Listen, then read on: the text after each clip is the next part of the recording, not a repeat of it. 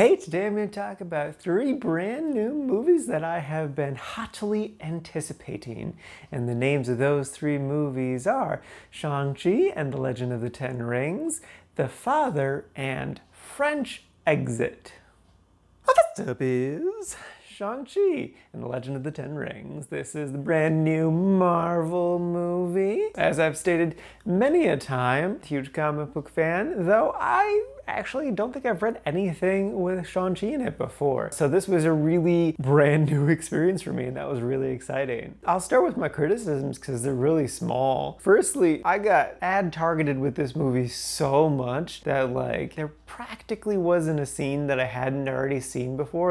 Even with me attempting to ignore ads and trailers, I still saw so much of this movie beforehand, and that's endlessly frustrating. And the second thing is I crazy love the chemistry between Sean and Awkwafina's character. I think her name's Katie. They're really funny and fun, and I loved their chemistry in the beginning of the movie, but it kind of felt like it went away for most of the movie until the very end. The plot kind of took the front stage. I don't know, their chemistry was so great, just more of it would have been more fun. Everyone's been saying it, but the action is easily the best fight scenes in all of the MCU. They're incredibly impressive. I particularly loved Sean's fighting style because it reminded me a lot of Jackie Chan. Just the way he would be improvisational, just kind of grab things, pick them up, and just throw them at the guy. Or the thing he did with the jacket was very Jackie Chan or even the bit on the bus where he fell down, sat next to a pretty woman, smiled at her, then got back up and kept fighting. That's so Jackie Chan. And also the side of the building fight is also very Jackie Chan. The movie was also super pretty. It was just a really good fun time. I had a blast. I actually took my mom to see it on her birthday, so that was fun. If you haven't seen it yet, it's definitely worth it. If you're unlike me and you're kind of getting sick of these Marvel movies, which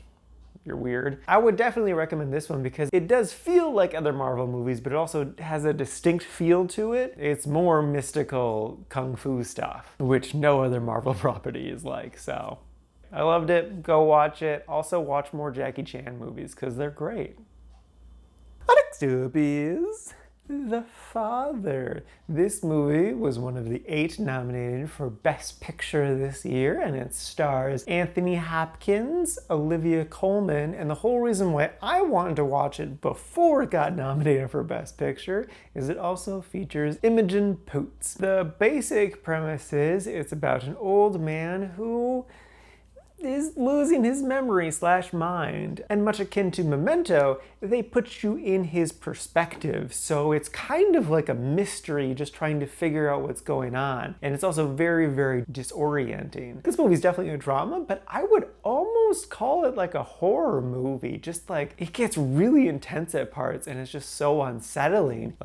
Not knowing what's going on, being so lost and confused and wanting to help this guy, but not being able to help him. And it's just and it, just has horror movie vibes like that. The movie definitely deserved the nomination for Best Picture easily. It's fantastic. And Anthony Hopkins won Best Actor. I know he thought Chadwick Boseman was gonna win. I haven't seen the movie that he was nominated for, but Anthony Hopkins shouldn't be ashamed for winning an award for this movie. He did incredible here. So yeah, I definitely recommend it. It's great, it's good. You're gonna be sad, but it's worth the watch. And lastly is French Exit. This is a Canadian movie, that surprised me, that stars Michelle Pfeiffer. And again, I've wanted to watch this movie because of Miss Poots. She's just great. I love her so much. The basic premise is it's about this woman who's, let's just say 60, and her adult son, and she's just latched on to him, and she won't let him live his own life and stuff. But now she's she was a rich old lady, but now she's lost all of her money, so now she kind of wants to go kill herself. So they decide to go to France for reasons. The movie was alright. I really did not care for Michelle Pfeiffer's character. I found her really annoying. I really didn't understand her motivations or really just anything with her. The son was fine. I got him. The part where the movie really came alive for me is when they go to France and they have this apartment that they're borrowing from a friend, and slowly they get a myriad of characters to move in with them.